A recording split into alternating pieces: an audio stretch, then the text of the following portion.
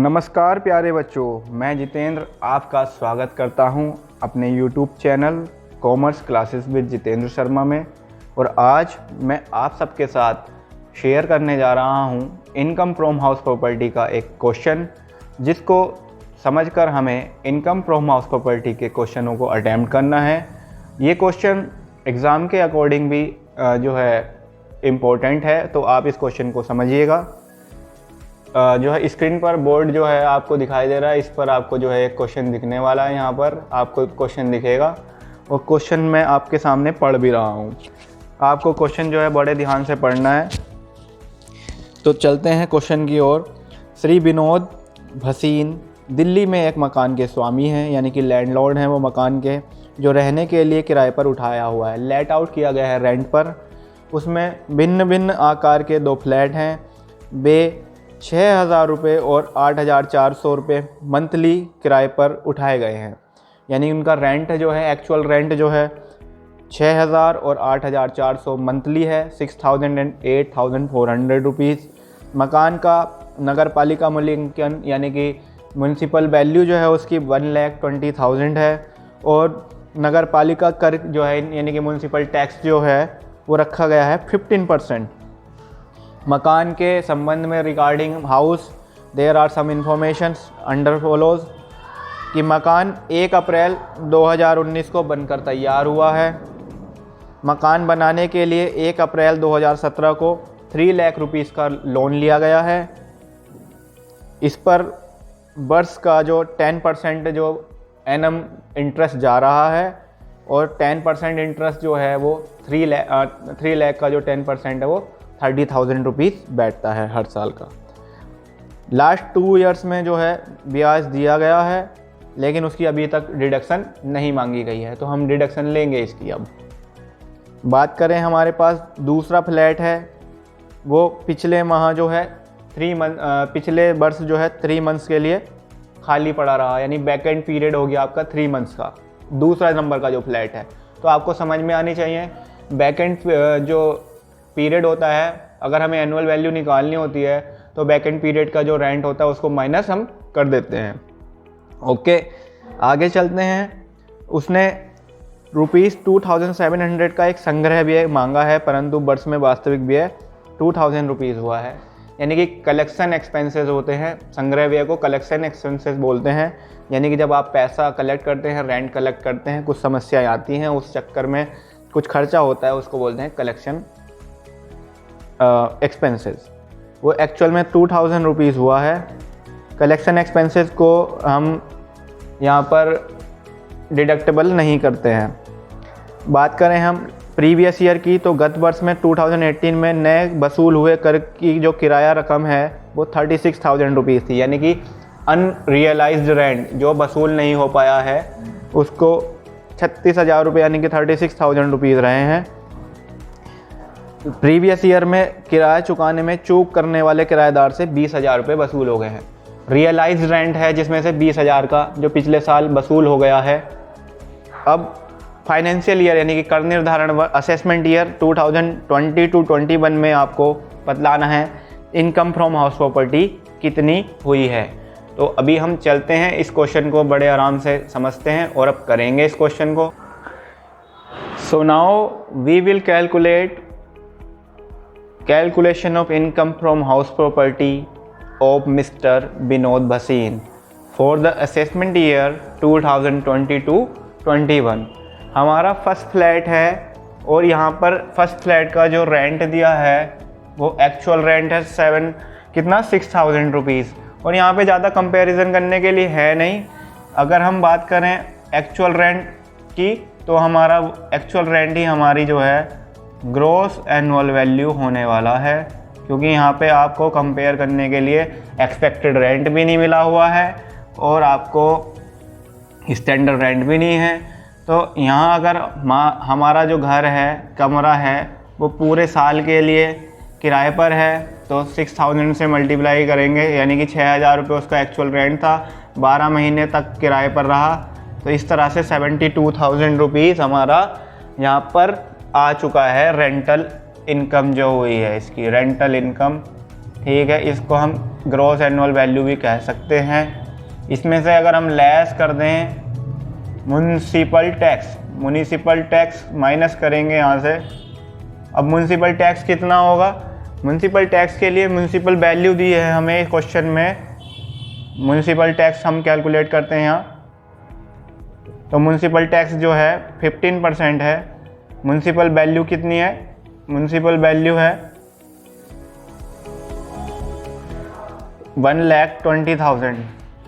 इसका 15% हम निकालेंगे तो आपका आ जाएगा 18,000।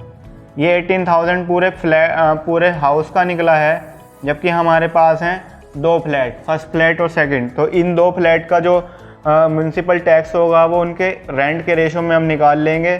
पहले वाले जो फर्स्ट फ्लैट है उसका जो रेंट है वो है 6,000 रुपीज़, और सेकंड फ्लैट का जो रेंट है वो है कितना? 8,400 रुपीज़।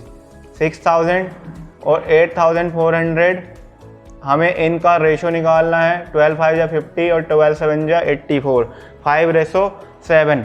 अगर हम 18,000 जो हमारा टोटल जो म्युनिसिपल टैक्स है उसका रेशो निकाल देते हैं 5:7 यानी कि 12 करके, तो यहाँ पे आपको मिलता है 12 या 12 और 12/5 या 60। आपका रेशो आ गया, आपका जो म्युनिसिपल टैक्स आ गया वो आ गया 7,500 रुपीज़ फर्स्ट फ्लैट का। 7,500 रुपीज़ हम माइनस करेंगे। 10 में से 5 गया 5 आ गया, 11 में से 7 गया 4 आ गया। आपको वेरी इजीली क्वेश्चन को करना है, कोई जल्दीबाजी क्वेश्चन में नहीं करनी है, ठीक है। बात करें हम सेकंड फ्लैट की, तो सेकंड फ्लैट आपका जो है 3 मंथ्स के लिए वैकेंट रहा है, और उसका जो रेंटल इनकम होगी, उसकी जो रेंटल इनकम होगी आपकी 8,400 मल्टीप्लाई 9, क्योंकि 9 मंथ्स के लिए यहीं पर रहेगा, बाकी 3 मंथ्स क्या है? वैकेंट है। तो 3 मंथ्स के लिए जो वैकेंट है उसमें से माइनस कर दिया गया है यहाँ पर, और हम निकालेंगे अब इसकी कैलकुलेशन करके। तो यहाँ आएगा 4 9 या 36 का 6 कैरी हो गया, 3 8 9 या 72 और 75,600। यहाँ भी लेस कर देंगे हम, क्या ये ए या फर्स्ट हाउस मान लेते हैं, यहाँ लेस कर देंगे अब हम म्युनिसिपल टैक्स। म्युनिसिपल टैक्स अगर हम माइनस कर देंगे, यहाँ कितना म्युनिसिपल टैक्स रहेगा? 7,500 तो यहाँ हो गया, 10,500 यहाँ हो जाएगा, यानी कि 18,000 का 7/12 करके हम निकाल लेंगे। आप आराम से बोर्ड पर देख सकते हैं, यहाँ पे आ गया सेकंड फ्लैट का जो ग्रॉस एनुअल वैल्यू है 65,100 आ गया। ए और बी की जो कैलकुलेशन करके हम यहाँ लिख देते हैं 65,100। इनको टोटल को ऐड करेंगे 0 0, ये बी मान लेते हैं, 0 0 1 और 5 6 हो गया, 4 5 9 हो गया, 6 और 6 12 हो गया, 1,29,600 आ गया। यहाँ पर अगला काम क्या होता है हमारा? लेस करते हैं हम 30% ऑफ एनुअल वैल्यू, यानी कि ये जो ऊपर आई है फ्लैट ए और फ्लैट बी की टोटल वैल्यू को ऐड करके एनुअल वैल्यू आ गई। अब हमें 30% ऑफ एनुअल वैल्यू निकालनी है, तो एनुअल वैल्यू कितनी आ गई? 30% इसका 1,29,600 का 30% निकल के आएगा 38,800 रुपीज़। ये माइनस कर देंगे, और साथ ही साथ इसमें से लेस करेंगे हम interest on loan. Interest on loan के लिए आपको थोड़ा ध्यान रखना है, प्रीवियस ईयर का तो सारा जो इंटरेस्ट है वो लिया जाएगा। यानी हमारे पास लोन है 3 लाख रुपीज़ का, 10% के हिसाब से 1 साल का बैठ जाएगा 30,000 रुपीज़, ठीक है। प्रीवियस ईयर डाल देते हैं यहाँ, और यहाँ लिख देंगे 30,000 रुपीज़। एनुअल वैल्यू को भी ये 38,800 भी यहाँ लिख देते हैं। साथ ही साथ यहाँ पे बिफोर कंस्ट्रक्शन, यानी कि जो हमारा घर बना है उससे पहले का बिफोर कंस्ट्रक्शन निकालने के लिए आपको देखना होगा आपने लोन कब लिया है। तो यहाँ पर जो लोन लिया गया है वो लिया गया है 1 अप्रैल 2017 यानी 1 अप्रैल 2017 को लोन लिया गया है। और मकान कब बन करके तैयार हो गया है? 2 साल का जो पिछला मकान बन करके तैयार हुआ है आपका 2000 कब 1920 में बन के तैयार हो गया है। तो 17, 18, 18, 19, 19, 20 ये हो गए हमारे ईयर। हमारा असेसमेंट ईयर 2020 to 21। इससे पहले की 1 मार्च होगी 1920, यानी यहाँ तो कंप्लीट ईयर का जो आएगा आपका इंटरेस्ट आएगा। और इससे पहले के जो 2 साल हैं यहाँ पे 30 हज़ार रुपया दोनों साल में होगा आपका इंटरेस्ट। इन दोनों को ऐड करके यानी कि 60,000 का हम 1/5 हिस्सा देंगे। 60,000 मल्टीप्लाई 1/5 यानी कि 12,000 रुपीज़ इसका यहाँ पे हम सब्ट्रैक्ट करेंगे, क्योंकि 5वां हिस्सा ही छूट में कर योग्य होता है। अब हम सब्ट्रैक्ट करेंगे, टोटल 80,800 रुपीज़ आ गया और आप इसको माइनस कर दीजिए, आएगी 48,720। 48,700 38,880 आया था 720। और यहाँ पे लेस करेंगे, यहाँ पे लेस करते हैं अनरियलाइज रेंट, लेकिन आपको मिल गया है रेंट, रिकवरी हुई है आपकी, तो वो ऐड हो जाता है। 20,000 रुपये आपको रिकवरी फ्रॉम रेंट, आपको 20,000 रुपये मिल गए हैं। तो 20,000 रुपये आपने जो मिले हुए हैं उनको ऐड कर दिया, आपका आ गया 68,720। और ये हो गई net income from house property. Income from house property. I hope ये क्वेश्चन आपको बड़े आराम से समझ में आया होगा। एक बार फिर से हम रिपीट कर सकते हैं क्वेश्चन को। क्वेश्चन रिपीट क्या है कि आपके पास 2 फ्लैट हैं, यहाँ पे पूरा नीचे तक आपको समझ में आ गया होगा, देख लीजिए आप, ठीक है।